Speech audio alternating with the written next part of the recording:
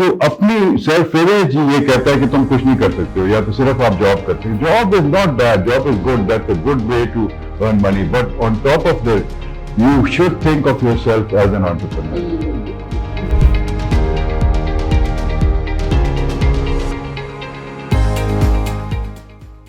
वालेकुम एवरीवन, मैं हूं आपकी होस्ट मुआफिया मलिक। हम और आप विद PNY के एक न्यू शो के साथ। PNY ट्रेनिंग्स एक ऐसा प्लेटफॉर्म है जहां हम 100 से ज्यादा कोर्सेज को करवाते हैं और बहुत से डिफरेंट प्लेटफॉर्म से बच्चे हमारे पास सीखने के लिए आते हैं। IT की स्किल्स, इंफॉर्मेशन टेक्नोलॉजी और बहुत सी लाइफ स्किल्स हम सिखाते हैं ताकि वो लोग घर बैठकर अपनी स्किल्स को यूटिलाइज करके अपने आप को प्रमोशन की तरफ लेकर आ सके, प्लस उसके साथ साथ अपने आप को फाइनेंस में भी बेहतर कर सके। तो PNY के थ्रू हम ऐसे मैसेजेस आप तक, ऐसी इंफॉर्मेशन आप तक पहुंचाते हैं कि आप उसका फायदा हासिल कर सके। आज का शो भी बहुत ज्यादा इंफॉर्मेटिव है हमारे यंगस्टर्स के लिए, हमारे एडल्ट्स के लिए, जो लोग अपनी लाइफ में कुछ करना चाहते हैं, लाइफ में कुछ बनना चाहते हैं। उसमें बेसिक चीज हमारी आती है, अपने आप को लीड किस तरह से करेंगे, अपनी जात को पहचानेंगे कैसे, और अपने आप को पहचानने के बाद हम दूसरों को लीड कैसे करेंगे। ऐसी कौन सी लीडरशिप स्किल्स हैं जो हमारे अंदर होनी चाहिए और हम उस चीज को प्रमोट करते हुए लोगों को भी गाइड कर सके। हमारे साथ जो गेस्ट मौजूद है, मैं उनका तारुफ करवाती चलूं। सर मोहम्मद नवीद मिर्जा हैं। सबसे पहले मैं वेलकम करती हूँ सर को अपने शो में। अस्सलाम वालेकुम सर, कैसे हैं?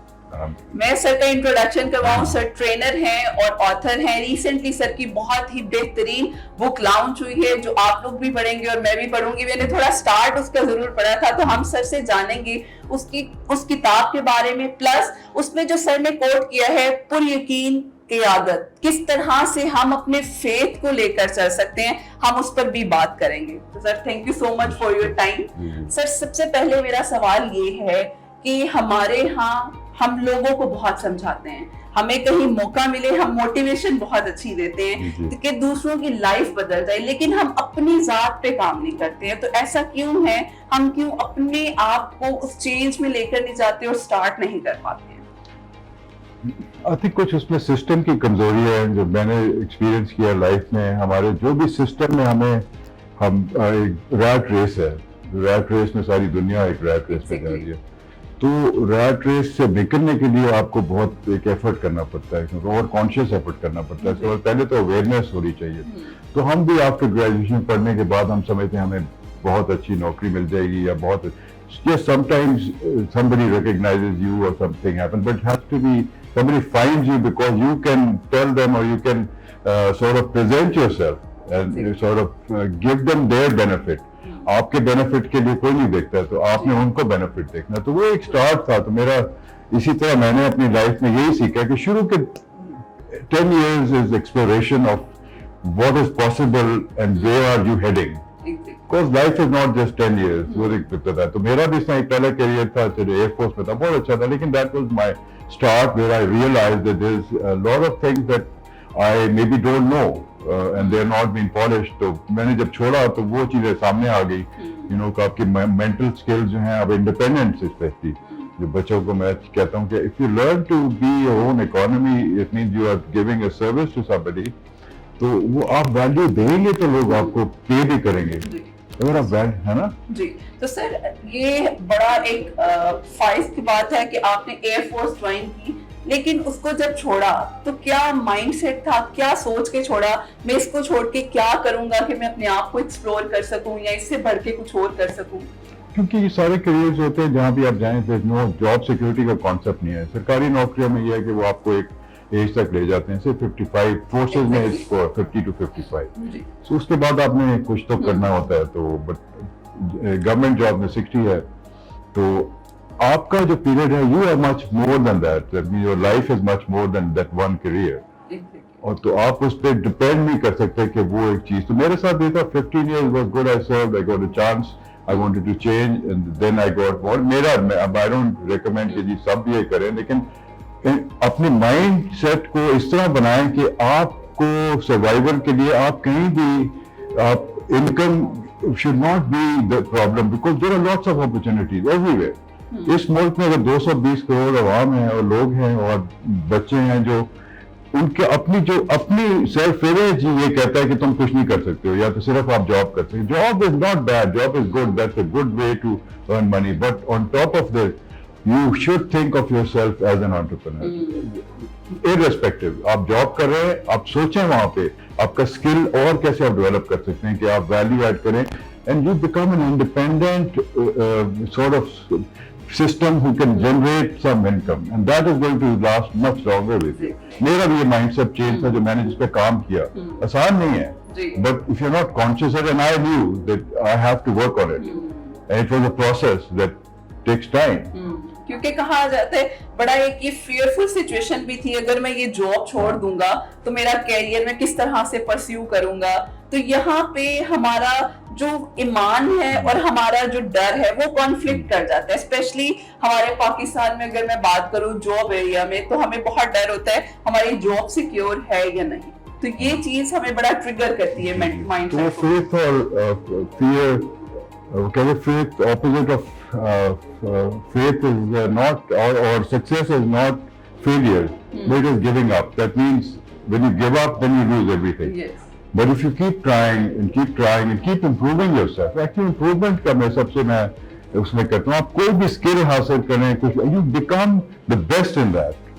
And unless you are the best, you will then there's no competition, because at the top there is no competition. Competition is only in the middle part. Exactly. So up, just keep working on yourself, and then of course on your skill, and then on yourself, because that way you can present yourself, you can project yourself in a very positive manner. So becoming a presentable personality, pleasing personality, this is a process. शुरू में नहीं आपको समझ आती, तो एक process है.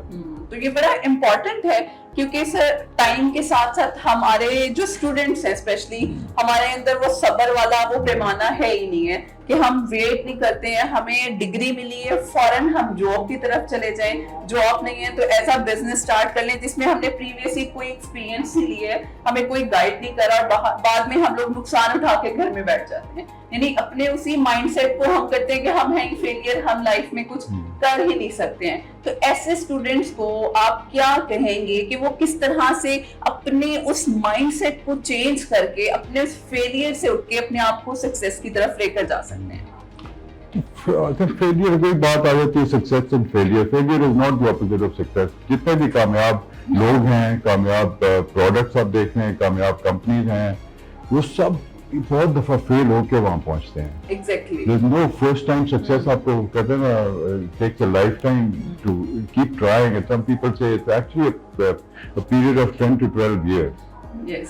तो कासिम अली शाह साहब का एग्जाम्पल ले लें पाकिस्तान में, मतलब उनका जो काम है, बट उसका भी यही, उनकी भी कहानी यही है कि वो 10 to 12 years he just kept doing and kept sharing and kept putting it out there. Exactly. And then suddenly, yes, instant success आप कहते हैं ना, overnight success. Overnight success takes a lifetime. Yes.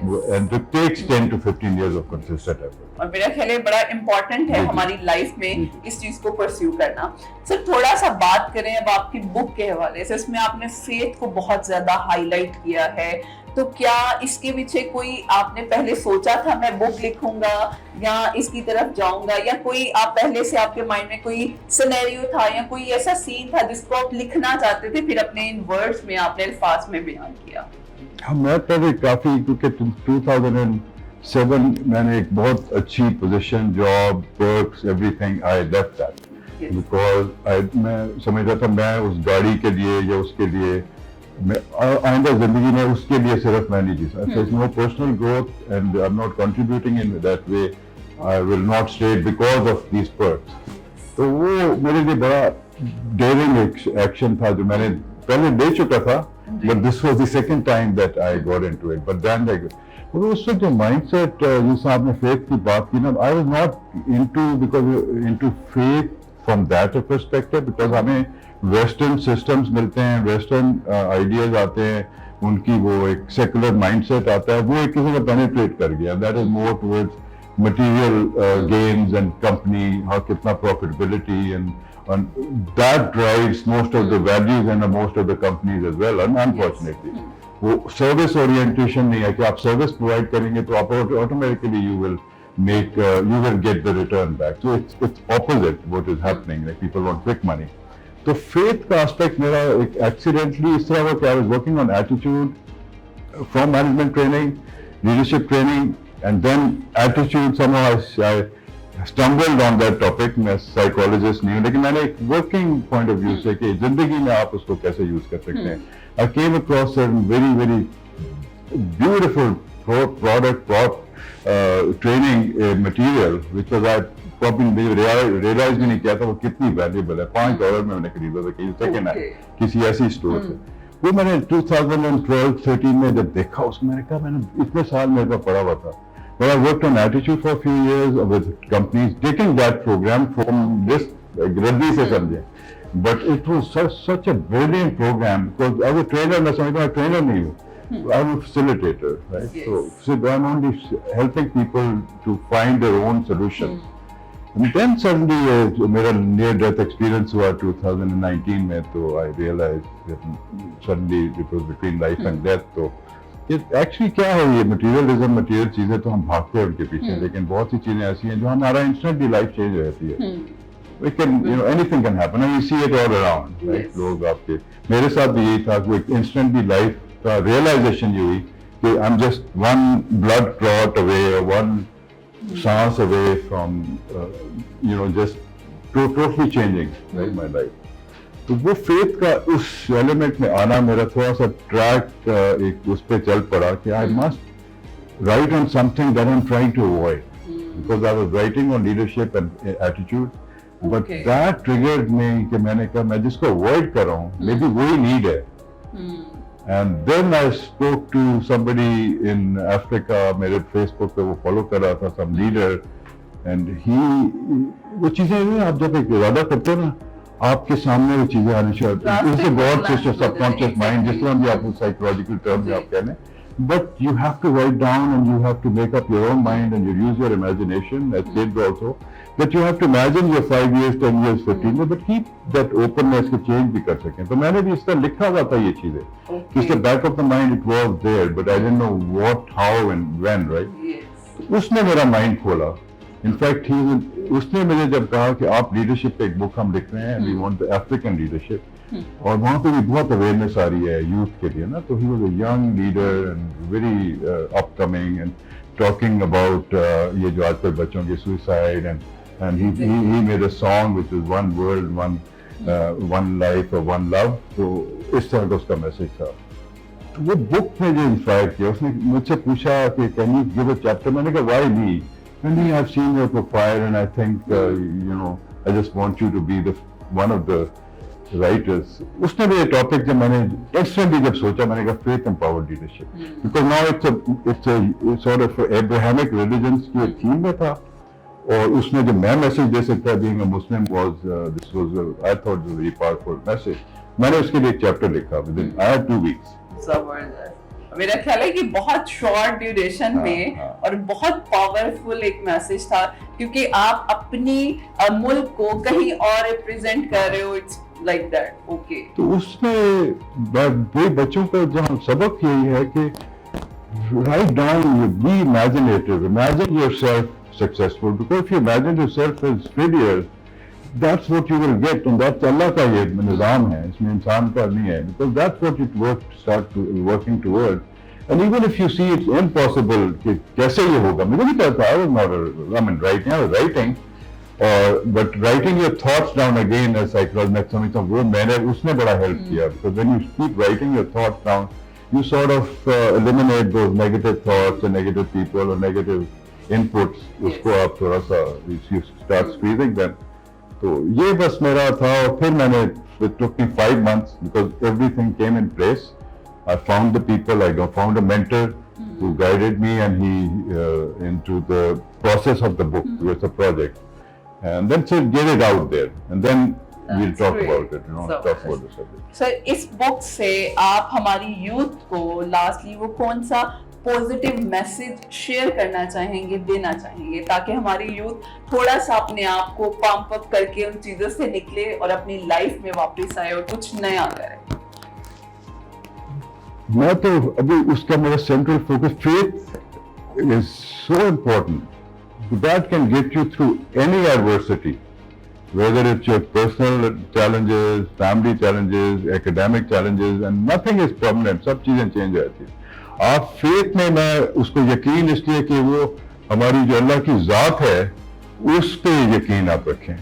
और वो ऐसी चीज है कि वो सारे फियर्स आपके सारे, कल को क्या होगा, पैसे कहाँ से आएंगे, मैं शादी कर लूंगा, पैसे कैसे आएंगे, बच्चे हो जाएंगे, पैसे कैसे आएंगे, मैं तो अफोर्ड नहीं कर सकता हूँ, या वो जो कैसे जो एक्सक्यूजेज है आपके, वो एक्सक्यूजेज आपके एलिमिनेट हो जाएंगे। एंड आई एम श्योर आपको जो भी आपकी मंजिल है आपको वो मिल जाएगी। और मेरा ख्याल है ये बेस्ट मैसेज है, और मुझे इस पूरे सेशन से बहुत इंपॉर्टेंट पॉइंट सीखने को मिले हैं, और मेरा ख्याल है हमारी ऑडियंस को भी बहुत ज्यादा पॉइंट सीखने को मिले होंगे। And I would suggest you कि आप जरूर ये बुक पढ़ें। ये बुक आपकी लाइफ भी चेंज कर सकती है, और आपकी लाइफ में कहीं ना कहीं किसी एक एलिमेंट को लास्ट में क्लिक कर सकती है। Thank you so much sir for your time, and thank you so much हमारे ऑडियंस के लिए जिन्होंने हमारा ये प्रॉपर सेशन सुना और हमें अपना फीडबैक भी दिया। हम इंशाल्लाह फिर हाजिर होंगे एक न्यू सेशन के साथ। तब तक के लिए हमें इजाजत दीजिए। अल्लाह हाफिज।